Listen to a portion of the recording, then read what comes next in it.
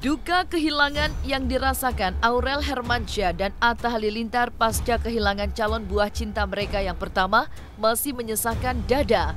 Kesedihan yang terasa di hati pun masih belum hilang. Namun lagi-lagi cobaan kembali menerpa rumah tangga mereka. Aurel dan Atta kembali dihujam banyak tudingan miring dari netizen. Netizen seolah menyalahkan Aurel dan Atta yang telah mengumbar kehidupan pribadi mereka di sosial media. Bahkan Aurel dan Atta pun dituding mengeksploitasi kabar keguguran Aurel di media sosial demi mendapat keuntungan dan menambah popularitas mereka. Meski Atta telah menampik tudingan tersebut dan memberikan klarifikasinya, namun hujatan netizen tak kunjung mereda. Lantas bagaimana persoalan yang dihadapi Atta dan Aurel ini ditanggapi dari kacamata pakar media sosial? Kalau saya mengamati secara keseluruhan, yang diprotes dan jadi keluhan oleh banyak netizen adalah karena seolah-olah terlalu mengemasnya menjadi sebuah produk gitu. Jadi seolah-olah jadi sebuah kemasan konten yang diunggah untuk mendapatkan popularitas yang lebih besar lagi, mendapatkan perhatian yang lebih besar lagi dari audiens. Kalau soal pantas nggak pantas, sebenarnya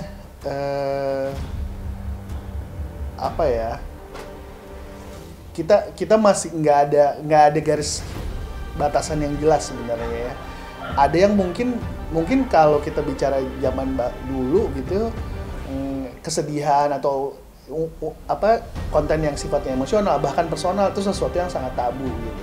Tapi dengan kehadiran media sosial sekarang, menurut saya dengan level-level tertentu ya, kita juga mengabarkan banyak hal yang sifatnya personal, kesedihan pribadi, permasalahan pribadi dan lain sebagainya. Dalam hal ini mungkin bukan masalah pribadinya ya yang diungkap. Kalau menurut saya itu nggak ada masalah gitu, justru bahwa kemudian ada musibah, ada hal yang tidak beruntung, itu menurut saya sih biasa untuk diunggah oleh netizen. Tapi lalu kemudian mungkin volume dan frekuensinya yang bisa jadi pertanyaan gitu, karena seolah-olah jadi sangat berlebihan. Nah itu mungkin yang jadi orang banyak merasa jengah atau banyak merasa agak gimana gitu ya lihatnya, lebih karena terlalu kelihatan untuk menjual ini jadi sebuah konten. Udah aku tanggepin ya di Instagram, maksudnya gimana ya, memang hidup banyak orang bilang hidup public figure ya harus siap di komentar, di koreksi, di ini. Iya, tapi memang kan memang boleh semua orang berkomentar, semua orang ngobrol, semua orang ngomong apa aja boleh. Tapi jangan sampai lost empathy juga gitu. Jadi empathy itu kan kita human gitu. Even orang yang jahat sama kita, kalau dia kenapa-kenapa kita juga kasihan. Apalagi kita nggak pernah mau jahat sama orang gitu loh. Kenapa kamu masih sotoy di hidup orang gitu? Kenapa kamu masih ganggu hidup orang? Mungkin saya laki-laki lebih kuat, tapi kalau perempuan emang bisa sekuat laki-laki gitu kan. Jadi nggak kayak gitu juga gitu. Karena dulu kan yang memaksa kita mengumumkan, ngasih tahu kabar segala macam dari netizen juga gitu. Iya, karena memang dulu banyak banget fitnahnya. Ini Atta buru-buru nikah, gara-gara hamil luar nikah, hamil ini. Wah, kok gini ya beritanya? Akhirnya kita kasih tahu ini masih negatif ya. Sempet tuh saya bikin cerita gitu, ini masih negatif. Tuh. Jadi jangan ngomong gitu. Dan orang bilang, itu bohong, di fake segala macam. Kita tunjukin, ya alhamdulillah positif. Jadi tanggal segini-segini. Jadi nggak ada fitnah-fitnah yang terus menyusup. Hamil luar nikah itu kan berat loh. Dibilangin hamil luar nikah tuh menurutku itu berat banget buat aku pribadi, sama dia berat banget. Apalagi aku memang menjaga, kayak nggak ada itu tanggung jawabnya. Maksudnya aku punya prinsip nggak boleh hamilin orang luar nikah gitu. Jadi itu sakit banget. Tapi setelah diumumin sekarang udah kayak gini, kayak gimana, kayak ya semuanya udah terjadi, ya jangan masih ngomongin juga gitu. Jangan masih mengkait-kaitkan karena ini, karena itu, karena ini, bukannya di inilah, di itu. Aduh, udahlah gitu. Jadi give some space gitu. Give memanusiakan manusia lah gitu. Masa di saat istriku gini aja masih di sosmednya masih diomong-omongin terus. Iya masih diomong-omongin karena ini karena gue kayak nggak ada ininya gitu, kayak nggak ada akhlaknya. Padahal kan kita masyarakat Indonesia terkenal dengan masyarakat yang santun. Dikenal sebagai YouTuber nomor 1 dengan subscriber 27 juta lebih, kehidupan Atta Halilintar memang selalu menjadi sorotan kamera. Tak jarang kehidupan pribadinya bersama Aurel, mulai dari lamaran, pernikahan, hingga bulan madu, turut dibagikan Atta di platform media sosial pribadinya. Tidak hanya itu, kegiatan Atta setelah menikah bersama Aurel pun kerap menjadi tontonan manja para fansnya.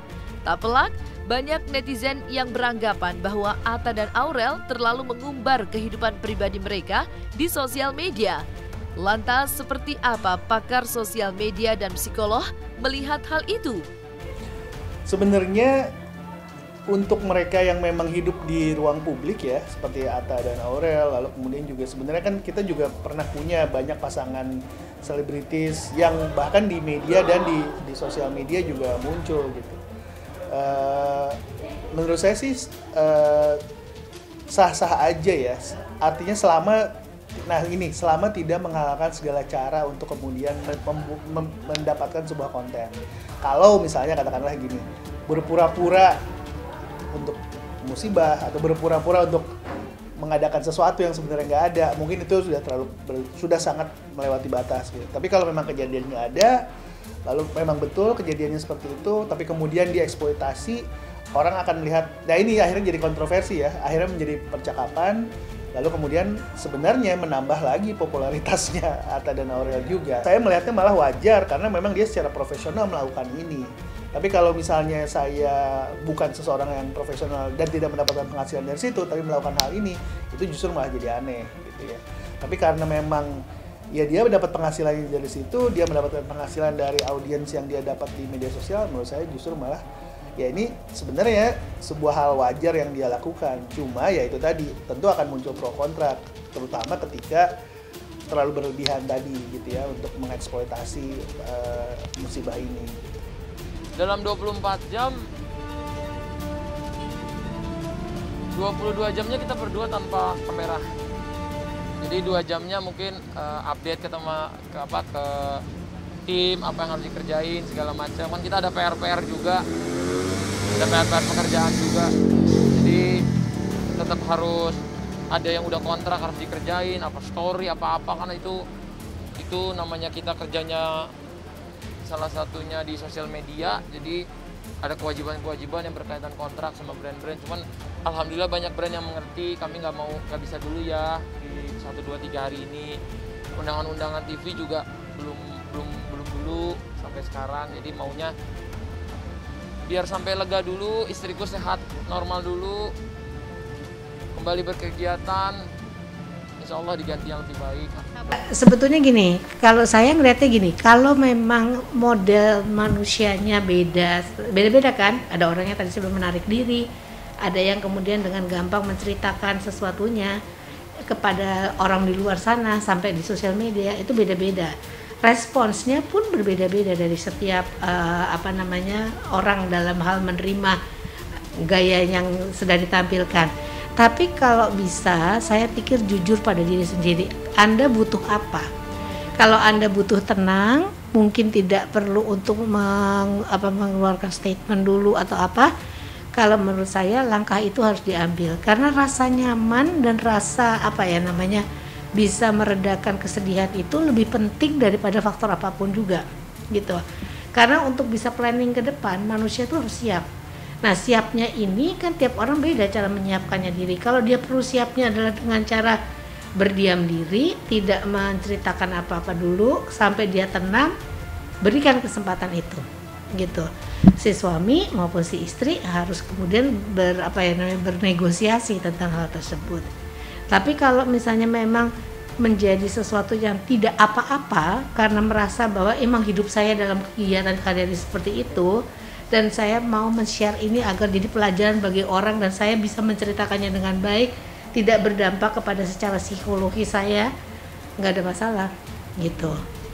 Hanya memang dengan demikian siap dengan segala macam argumen dari netizen. Iya, dan itu kemudian kan nggak selalu kayak gitu. Masa baru sedih udah ngomongin, nah, ada orang yang gitu negatif kan gitu. Tapi dia sebetulnya kan nggak tahu apa yang dirasakan si ibu.